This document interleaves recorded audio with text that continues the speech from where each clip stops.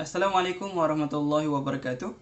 We are from Group 4 for the subject Finite Element Methods. And my name is Muhammad Alami bin Abdul matric number AD180079. We have 5 group members, and for my part is about introduction, and my friend will explain for the another parts. So for the title of our project is Finite Element Analysis of the Cantilever Beams with V-nodes of different materials. For the introduction, a beam is a structural element that is used in a variety of mechanical and structural engineering applications. The majority of the time, they are used to lay a foundation or provide interior support for a bigger construction such as house or bridge.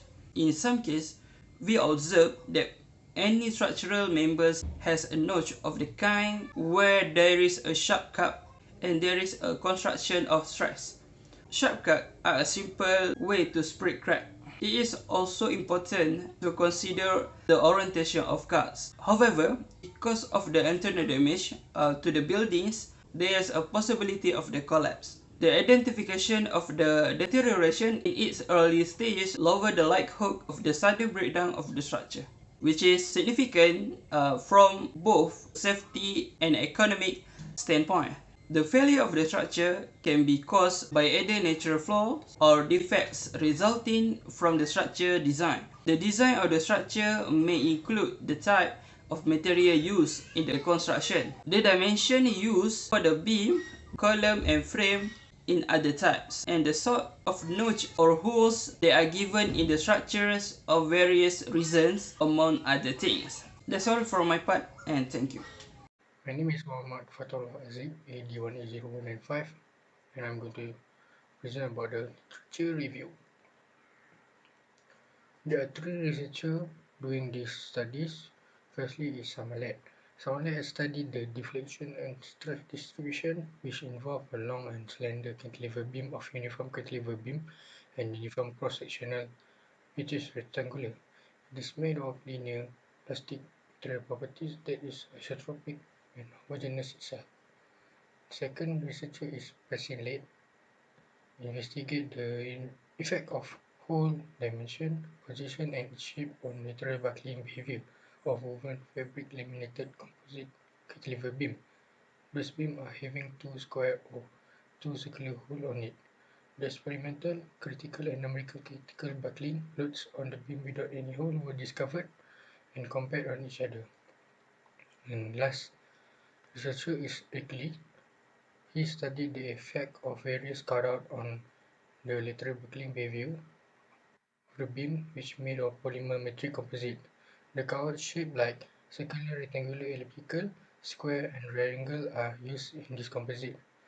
This research has 2 parts, which is the first part is the experimental, and the second part is numerical.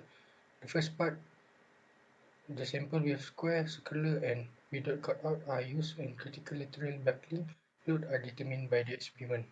In the numerical part, the finite element analysis is done to predict and estimate the effect of different cutout, location and size of cutout on the lateral buckling behavior of the beam. Assalamualaikum warahmatullahi wabarakatuh. My name is Nuruddin bin Arifin. My matrix number is AD180148. Now I will present about the methodology of my group. So let's start to the point. So in this chapter, we will discuss to analyzing a cantilever beam with binage of different materials. So this part will consist of type of analysis use, what material they apply, the geometrical dimension element, measuring point of constraint and point of force applied. So the purpose of this project is to analyze the deflection due to binage in structure which is beam and different location with 3 different materials. The binage is at 15 millimeter, 30 millimeter, and 45 millimeter apart. And the beam has a dimension of 60 times 12 times 10 millimeter cube, which is represent the length, width, and height of the beam. For the type of analysis, in the analysis that has been used in LISA is static 2D. Why we use the static 2D? Because the analysis of the deformation only on y-axis only, and this figure shows the isometric view of the cantilever beam in 2D. For the material properties, in this analysis, the material that have been chosen are steel, aluminum, and titanium. For rectangular cross-section beams, we use isotropic metallic material, and this table shows the property of each material that have been used in this analysis. For the element and meshing, a combination of nodes and element is used to mesh the data, and the model that has been designed consists of 600 elements and 366 nodes. And this is the figure about the mesh details. And it's noted that after putting the V-notch coordinates in step 2, the element is produced. After that, the element is meshed. For load and constraints, 6 nodes have been selected as constraints. Node 1, 5, 6, 7, 8, and 4 are fixed support constraints. That's all the faces are against displacement and any direction. This is the node 1, 5, 6, 7, 8, and 4. And for the force applied is 225 kilonewton, be chosen at the node 3, which is to the right side of the beam. This is the force applied in the y direction. So that's all for the methodology. Thank you. Assalamualaikum warahmatullahi wabarakatuh. I am Muhammad Lumakin bin Sehmi, AD180072. I will be presenting the result and discussion for my group. So this is the result from our LISA analysis. So we have material for the first, second, and third location, and finally with the result for load, the result for displacement without the V notch. So on the material we have steel, aluminum, and titanium, and this is the result. So doing the comparison, we can see that the result, the blue one is the result from the journal, and the orange one is the result from the experiment.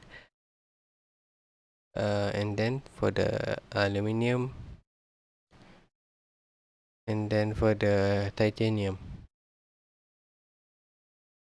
For the this area of discrepancy, we can see that for the percentage of error for the steel, by having the average journal minus the average experimental over the average journal times 100, we will get the area of discrepancy, which for the steel is the 3.038, and for the aluminum is 1.066, and for the titanium is 12.936. So the error is less than 30%, so we can conclude that the result is valid and acceptable. From the graph, we can see that the graph is very similar at the beginning. As approaching the first location, the error is getting bigger. There are a few reasons that may because of this error. One of the reason is because there is the dimension given for the depth of cut for the notch in the journal. So we had to divide the mesh size according to the mesh size in the journal and cut the notch 1/5 as in the beam in the journal. Other than that, angle of cut for the notch is also not given, so this might be the cause of this error. I hope this has been beneficial for you and for the other people. Thank you very much for watching. And the next part will be continued by my friends. Assalamualaikum warahmatullahi wabarakatuh. My name is Muhammad Al-Faid bin Muhammad Lata. metric number AD10139. Okay, today I want to present about the conclusion and the references in this project. Okay, for the conclusion that we can say that this project is successful because we have fulfilled all the objectives of this project. At the end of the project, we managed to model and analyze the effect of V-notch with 3 different methods on the cantilever beam by using LISA 8.0 software. We are also working on analyze the displacement due to V-notch. There are 3 different locations of V-notch which are 15 mm, 30 mm, and 45 mm. We also use 3 different materials, that is steel, titanium, and aluminium. Based on the result, we can conclude that when we do it without V-notch, the value of displacement for each material is lower than there is V-notch.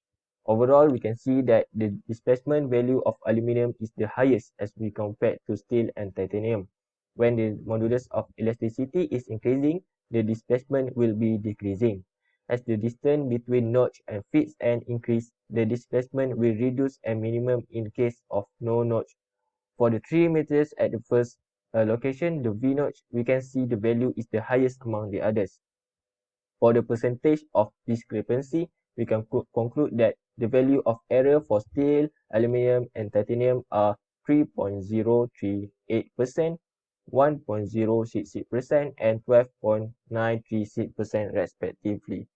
Thus, our project is considered a success as our error is less than 20%. From the result that we obtain, we can conclude that there is error happen, which make there is a small deviation from the general result obtained.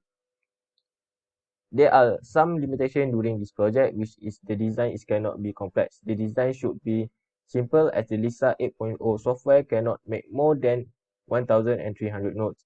In the other hand, we cannot do more mesh for the analysis, so it can be meshed in LISA 8.0 software. It cannot be give accurate result as compared to other software. So for the recommendation, we suggest that this design is done in the other software that can exceed more than 1,300 nodes. So we can improve and make more mesh in the analysis, and the result obtained will be more accurate as compared to the result obtained in this project.